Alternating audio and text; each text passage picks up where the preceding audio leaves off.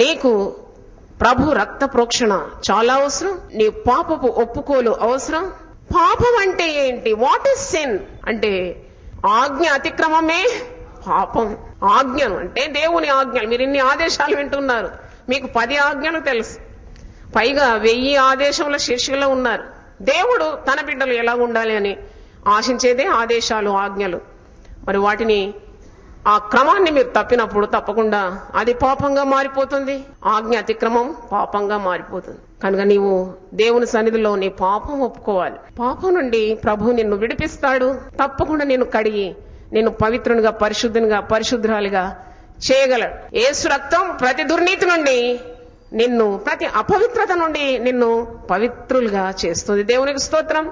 పాపం వలన వచ్చు ఫలం చాలా చేదు. అది వాక్యంలో మీరు సామెతల గ్రంథం 5వ అధ్యాయం చూడండి, కొన్ని వచనాలు. నా కుమారుడా, నా జ్ఞానోపదేశం ఆలకింపు, వివేకం గల నా బోధకు చెవియొగ్గుము, అప్పుడు నీవు బుద్ధి కలిగి నడుచుకుందు. తెలివిని బట్టి నీ పెదవులు మాట్లాడును. జార స్త్రీ పెదవుల నుండి తేనె కారును. దాని నోటి మాటలు నూనె కంటేనూ నునుపైనవి.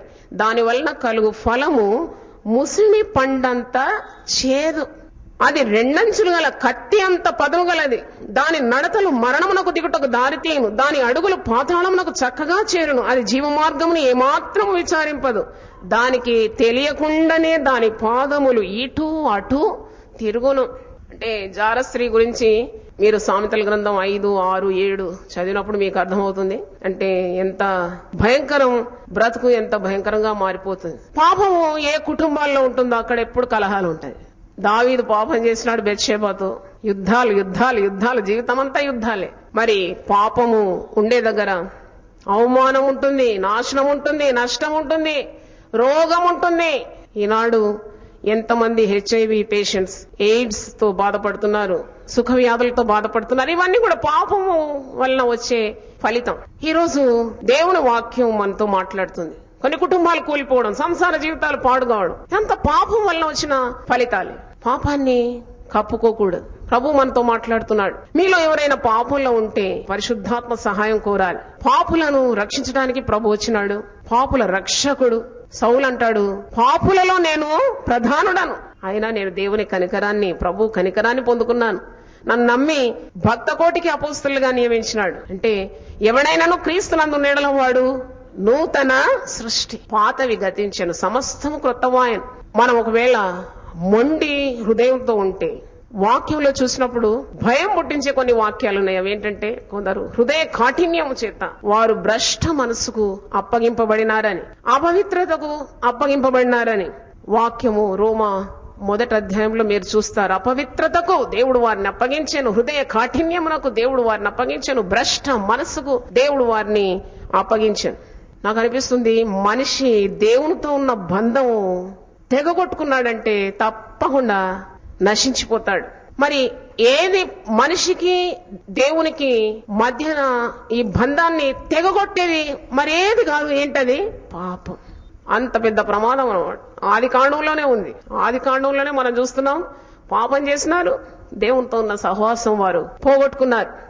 మనం పాపానికి దాసులం కాం, మనం దేవునికి దాసులం. మనము నీతికి దాసులమై ఉన్నాం. మనం సాతాను కాడి క్రింద, దాస్యమనే కాడి తిరిగి మన మీద మోపకుండా, సాతాను కాడి క్రిందికి రాకుండా, వాక్యంలో ప్రభు అంటాడు కదా, మీరు సత్యాన్ని తెలుసుకున్నారు కాబట్టి సత్యం మిమ్మల్ని ఏం చేసింది? స్వతంత్రులుగా చేసింది. ఈ స్వాతంత్రాన్ని ప్రభు మనకు, ఈ రక్షణ మార్గాన్ని ఇచ్చినాడు, ఈ స్వాతంత్రాన్ని ఇచ్చినాడు. ఈ స్వాతంత్రం పాపం చేయడానికి కాదు. ఈ స్వాతంత్రం మనల్ని పరిశుద్ధ జనంగా చేసింది. పవిత్రమైన మార్గంలో మనల్ని యాజకులుగా, రాజులుగా, ఏర్పరచబడిన వంశంగా తీర్చిదిద్దింది. దేవునికి స్తోత్రం. ఈ ఆదేశం ఈ రోజు మనతో మాట్లాడి, నువ్వు వెళ్ళు, ఇక మీదట నీవు పాపము చేయవు. 2వ ఆదేశం కూడా నేను చెప్పి ముగిస్తాను. 2వ ఆదేశం 2 పేతురు 2వ అధ్యాయము 20వ వచనం. 2 Peter 2nd chapter 20th verse. ఒకడు దేని వలన జయింపబడునో దానికి దాసుడగును. ఈ ఆదేశంలో ప్రవచనం ఉంది. ఒకవేళ నీవు పాపం చేత జయింపబడితే పాపానికి దాసుడవైపోతావు. ఇక నీ స్వాతంత్రాన్ని కోల్పోతావు. కొందరు త్రాగుడుకు బానిసలు, కొందరు సిగరెట్ త్రాగడానికి బానిసలు, పేకాటకు బానిసలు, గుర్రె పందాలకు బానిసలు. There is no blessing in your life. నీ జీవితంలో ఆశీర్వాదం కాదు, నువ్వు కూర్చుకునేది శాపం. నేను ముందే చెప్పాను, దేవుడు ఎప్పుడు కూడా పాపాన్ని చూసి కనుగొట్టాడు. నీ పాపము నిన్నేం చేస్తుంది? పట్టేస్తుంది. కరెంటు వైర్లు పట్టుకుంటే షాక్ కొట్టకుండా ఉంటుందా? కరెంటు వైర్లు పట్టుకుంటే ఏం కొడుతుంది? అవును, మరి పాపం అంటే అంత భయం ఉండాలి. మరి యోసేపు పాపం చేయడానికి అవకాశాలు వచ్చినా పోతీఫర్ భార్య అతన్ని వెంటాడుతుందంట పాపం చేయడానికి. కానీ దేవుని భయముతో ఉన్నాడు, పాపానికి దాసుడు కాలేదు. పైగా ఒక మాట అంటాడు, చాలా చాలా ఆనందం. మనమందరం కూడా ఆ మాట ఇప్పుడు జ్ఞాపకం చేసుకోవాలి. ఆదికాండం 39:9, నీవు అతని భార్యమైనందున నిన్ను తప్ప మరి దేన్ని నాకు అప్పగింపని ఉండలేదు. నేను ఈ అన్యాయం చేయలేను. నా యజమానుడు నన్ను నమ్మినాడు, నేను నమ్మక ద్రోహం చేయలేను. నిన్ను తప్ప మరి దేన్ని కూడా నాకు అప్పగించక ఉండలేదు. నేను నిన్ను ముట్టలేను. చూడండి ఎంత న్యాయం, నీతి అంటున్నాడు. కాబట్టి నేనెట్లు ఇంత ఘోరమైన దుష్కార్యము చేసి దేవునికి విరోధంగా పాపము కట్టుకొందునని తన యజమాని భార్యతో అనేను. నేను దేవునికి విరోధంగా చేసి నేను ఎలాగ తప్పించుకుంటాను? తప్పించుకోవడం మాత్రం కాదు, నేను దేవునికి విరోధంగా పాపము ఎలాగో కట్టుకొందును. నీకెన్నెన్నో కార్యాలు బయలుపరుచు. పాపం కట్టుకోవడం ఏంటి? కట్టుకుంటే అది బరువు అయిపోతుంది, నువ్వు మునిగిపోతావు, నువ్వు కూలిపోతావు. నేను ఎలాగే పాపాన్ని కట్టుకుంటాను దేవునికి విరోధంగా ఈ యొక్క కార్యం చేసి. చూడండి, ఈజ్ ఎస్కేపింగ్ ఫ్రమ్ సిన్. అక్కడ ఎవరూ లేరు, పోతీఫరు భార్య మాత్రం ఉంది, ఆ ఇంట్లో ఎవరు లేరు, ఒక్కడుగా ఉన్నాడు. ఆపర్చునిటీస్ ఆర్ ప్లెంటీ, ఎన్నో అవకాశాలు ఉన్నాయి పాపం చేయడానికి. గాని హృదయములో ఏమున్నది? దేవుని భయం ఉన్నది. హల్లెలూయా, చప్పట్లు కొట్టి దేవుని స్తుతిద్దాం. నీ హృదయంలో పాపము లక్ష్యము చేసినడలా దేవుడు నీ మనవి వినకపోవును అని కీర్తనలు 66:18 ఉంది. నీకు దేవునికున్న బంధం తెగిపోతుంది. కాబట్టి యోసేపు అట్టి పాపం కట్టుకోలేదు, నేను పాపం కట్టుకోలేను అని అంటున్నాడు. ఇక్కడ రెండవ ఆదేశం, ఒకడు దేని వలన జయింపబడును వాడు దానికి దాసుడగు. విశ్వాసులు ముఖ్యంగా పాపం నుండి విడిపింపబడినారు, అంధకారం నుండి విడిపింపబడినారు, చీకటి నుండి ఆశ్చర్యకరమైన వెలుగులోకి నడిపింపబడినాం. కానీ పాపం ప్రేరేపిస్తుంటుంది.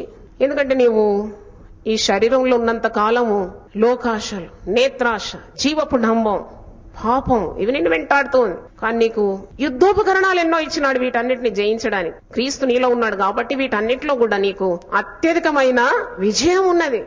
సూజన్ వెస్లీతో తన కుమారుడు 19 మంది పిల్లలకు తల్లి ఉంది.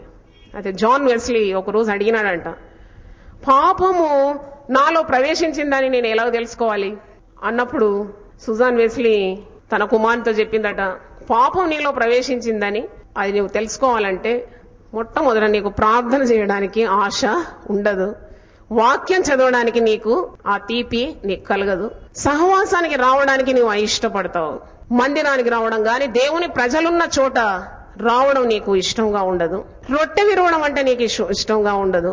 ఇవన్నీ లక్షణాలు నీలో వచ్చినప్పుడు, అంటే ఒక కామెర్లు ఈ రోగంతో బాధపడేవానికి ఆహారం అంటే ఇష్టం ఉండదు, వానికి దప్పిక ఆహారం ఆకలి ఏముండదు, చేదు ఏమన్నా మనం ఇస్తే, ఎంత రుచికరమైన ఆహారం కూడా మనకి ఇస్తే ఆ లివర్ సరిగా పని చేయడం లేదు కాబట్టి ఏమంటాడు, చేదు నాకు పడదు అంటాడు. ఎందుకంటే ఇట్స్ నాట్ ఫంక్షనింగ్ ప్రాపర్లీ, అంటే రోగం ఉందని అర్థం.